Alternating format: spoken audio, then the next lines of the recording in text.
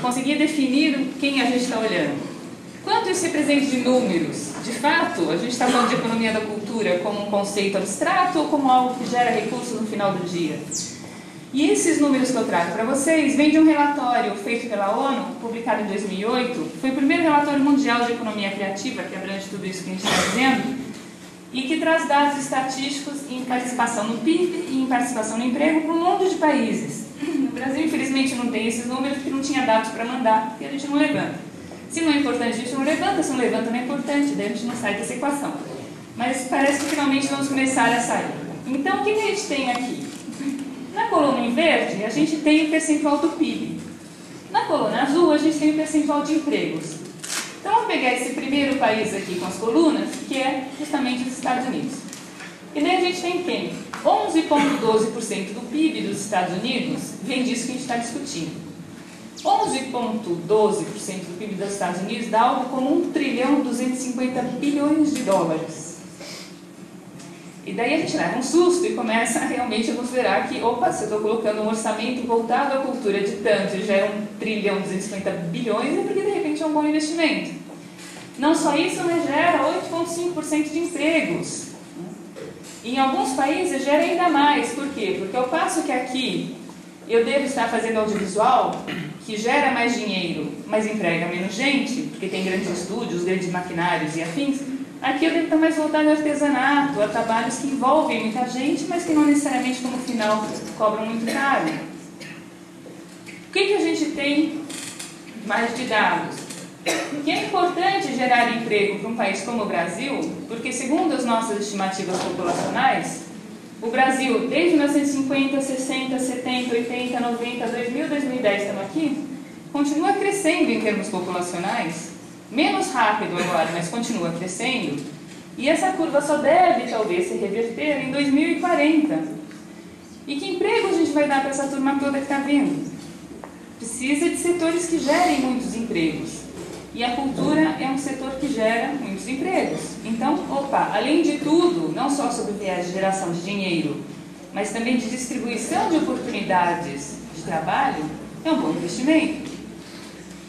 E o que a gente começa a perceber, então, dessas discussões? Que quando a gente fala de cultura aqui, a gente está entendendo esse núcleo central que ninguém discute que sejam cultura. Artes visuais, artesanato, folclore, patrimônio.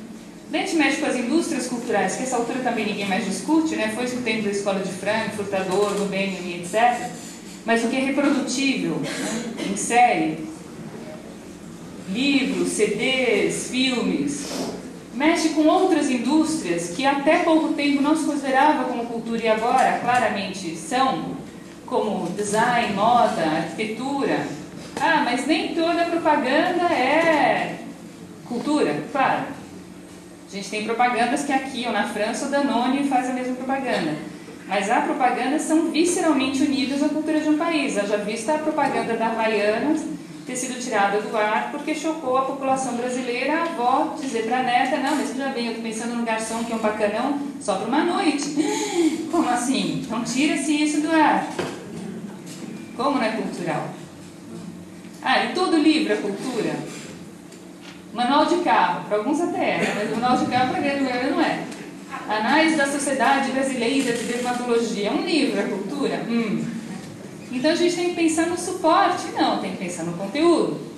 Só que fora isso, a gente tem essa última camada que volta e meia desconsiderada nas nossas contas, que é esse impacto para o resto da economia. Desde o Acordo de Bloom-Burns em 46, a nossa novela das 8, como cultura vai fomentando o desejo por outros produtos e serviços que não tem nada de culturais, né? Impacto no restante da economia.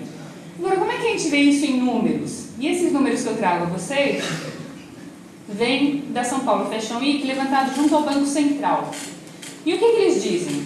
Que quando a gente exporta 1 quilo de algodão, a tal da commodity, o que não tem diferenciação, lembram? Padronização, etc. A gente gera $1 para a balança comercial. Manda 1 quilo de algodão, recebe $1 de volta.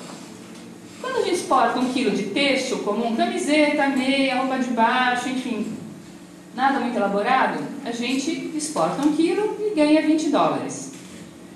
Quando a gente exporta 1 quilo de moda, a gente ganha de $70 a $80. E o que a gente começa a perceber aqui não só o pulo de números, que é, enfim, vai sendo catapultado.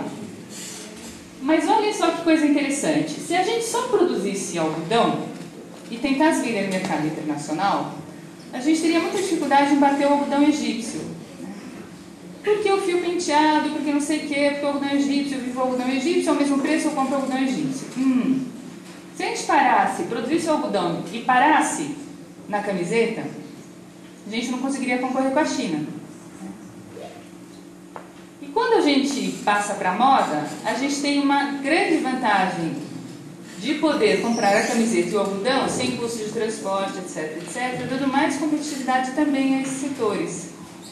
Então, além de eu favorecer a própria cultura, eu estou favorecendo quem? A camiseta, estou favorecendo o algodão, o trator, o fertilizante, todo mundo que é utilizado no plantio do algodão, na colheita do algodão, no trabalho do algodão. Olhem como a cultura acaba beneficiando o resto da economia também, inclusive em termos numéricos, econômicos, puramente e simplesmente. Né? Só que tem mais aqui falando sobre desenvolvimento, que é o quê? Quando a gente analisa todos esses números, do algodão até a texto, confecção e moda, no setor de serviços é o que mais emprega mão de obra feminina no Brasil. É o segundo que mais emprega mão de obra feminina de modo geral, só perdendo para a construção civil. Olhem os empregos. Então, se eu quebrar isso, já viu que desastre social que é? Como é que eu vou dar emprego para essa turma toda? Vem em frente. E daí, para a gente ter alguns números do Brasil, tem um estudo muito bacana feito pela FIRJAN, a Federação das Indústrias do Rio de Janeiro, que tentou fazer esse mapeamento e mostrar que números a gente tem no Brasil sobre a economia da cultura. Mas olhem só, não veio do Ministério da Cultura, que fez uma tentativa com o IBGE e afins, mas números fresquinhos de economia saíram de quem? Da iniciativa privada. Então, de novo, parcerias de interesses. Como o Mickey Mouse fez a sua época nos Estados Unidos, a gente está tentando começar a fazer aqui. Muito bem-vinda a iniciativa. E a FIRJAN, então, separou, dentro daquele nosso gráfico, separou 3 grandes fatias. Pegou atividades núcleo, que são atividades que mexem essencialmente com cultura e criatividade, a gente vai ver quais são. Atividades relacionadas, que alimentam essas, e atividades de apoio, que alimentam as que alimentam. Vamos ver um exemplo prático. Não tentem ler, não se preocupem. O que a gente vai ter aqui? Nessa primeira coluna, a gente tem as tais das atividades núcleo, que são quem?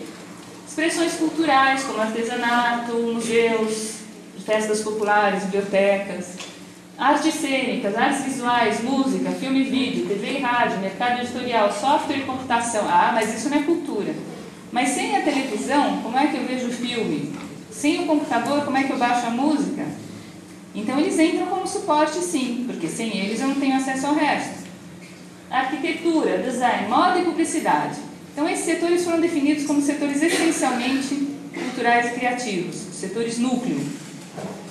Se vocês quiserem, aliás, buscar na rede, ele está disponível para download gratuito com esse nome, Cadeia da Indústria Criativa no Brasil. Vocês põem no Google FIRJAN, vocês conseguem descarregar. Tá? Então eles primeiro juntaram todos esses setores. E eles falaram, bom, mas se eu estou falando desses setores, eles não param em si. Para eles poderem existir, eles vão consumir outros produtos e serviços da economia, que são as tais atividades relacionadas. Por exemplo, eu não estou falando aqui que eu tenho mercado editorial, mas o mercado editorial não é só edição de livros, jornais, revistas e edição digital. Para eu ter o livro, eu preciso de quem? Eu preciso de papel e tinta. Senão, como é que eu vou ter o livro? Então, a cultura também está mexendo com impacto em papel e tinta. Porque se eu não tiver mais gente lendo, eu não vou mais ter nem papel nem tinta a ser vendido para fazer o livro. Se eu não tiver a moda, eu não vou ter têxtil.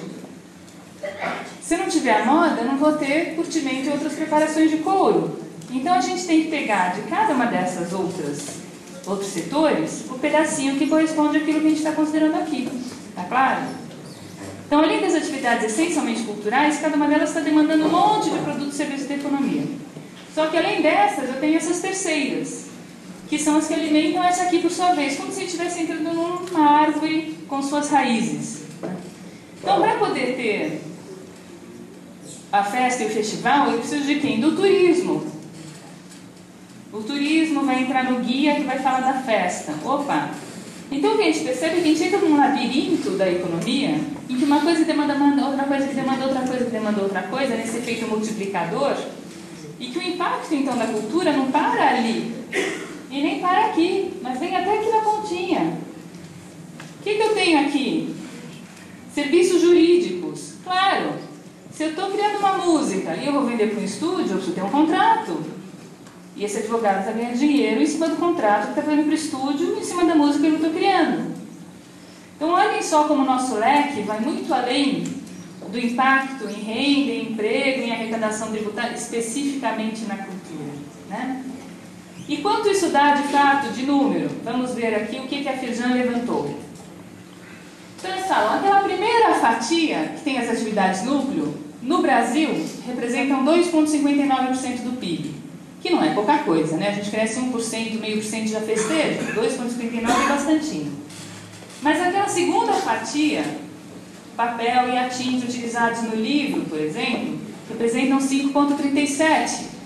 E quando junto a terceira fatia, eu tenho que juntar mais 8,39%. Então, se eu for somar isso tudo, no final, essas cadeias todas vão agregar para o PIB do Brasil 16,35%.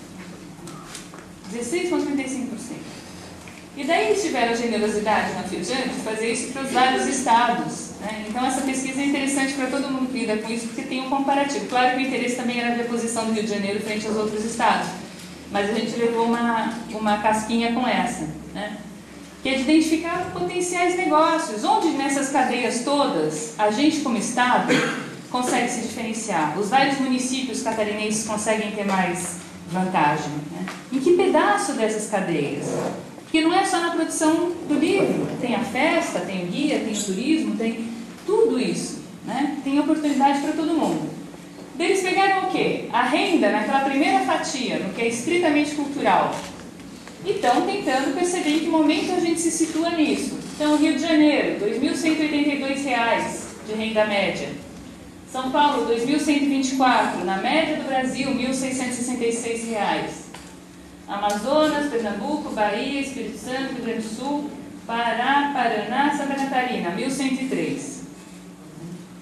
Claro que tem que considerar o custo de vida também, né, quando faz média Brasil.